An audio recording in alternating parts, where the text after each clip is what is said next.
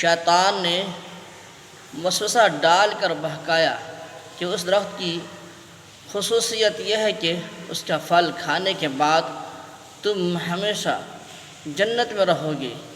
چنانچہ شیطان کے دھوکے میں آ کر انہوں نے اس درخت کا پھل کھا لیا۔ اللہ تعالیٰ نے اس غلطی کی وجہ سے جنت کا لباس اتار کر دونوں کو دنیا میں بھیج دیا۔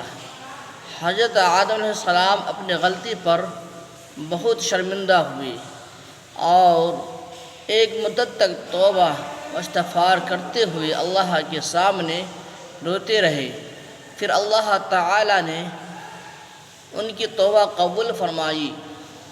اس کے بعد دنیا میں حضرت آدم علیہ السلام اور حوا علیہ السلام ہی سے نسل انسانی کا سلسلہ شروع ہوا۔ حضرت آدم علیہ السلام جنت میں تنہا رہتے ہوئے بے چینی محسوس کرنے لگے تو تسلی کے لیے اللہ تعالیٰ نے ان کی بائیں پسلی سے حضرت حوا علیہ السلام کو پیدا کیا اور دونوں کو حکم دیا کہ اس درخت کے علاوہ جنت کے تمام نعمتوں کا استعمال کرو۔